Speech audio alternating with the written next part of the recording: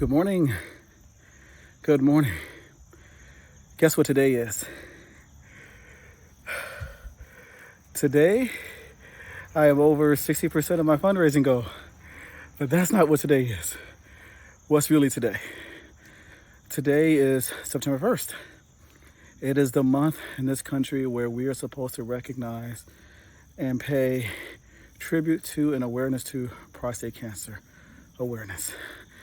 This is the month where we dedicate people focusing and reminding ourselves that there is a disease out there, the number one disease affecting men in this country. And this year, 300,000 men are going to be diagnosed with prostate cancer. 300,000. There's 300,000 women in this country this year who are going to be diagnosed with breast cancer. But there's a difference, and it shouldn't be the case.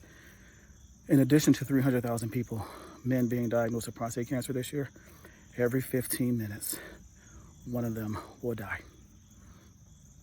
Every 15 minutes, a man is going to die from prostate cancer this year. Why is this different from breast cancer? Breast cancer, unfortunately, takes a higher toll on women than prostate cancer can take on a man for one fundamental difference. Prostate cancer is 99% survivable and treatable if screened and caught early and treated early. Let that sink in. Our cancer, the number one cancer affecting men in this country, has a 99% survival rate when caught, screened, and treated early. So that 15-minute figure should not be the case. Okay? Secondly, why is this even different from breast cancer? Because screening is so simple, but our egos get in the way.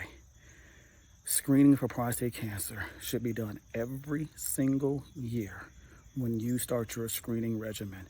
Do not skip a year. Secondly, it's easy. You can go in, and if you really are opposed to a rectal exam, you can go in and say, look, doc, I'm not doing that. But I understand there's another option available to me. It's not as complete, but it's really good. It's an alternative. It's called a blood test. You can go in and say, I would like a PSA blood test. I would advise you to consider doing both for more comprehensive and thorough evaluation, but at the very least, a blood test. Now, that blood test comes back and it comes back abnormal. That does not mean you have prostate cancer. It's a screening to say, we need to look more closely at what we're seeing here to rule this in or that out.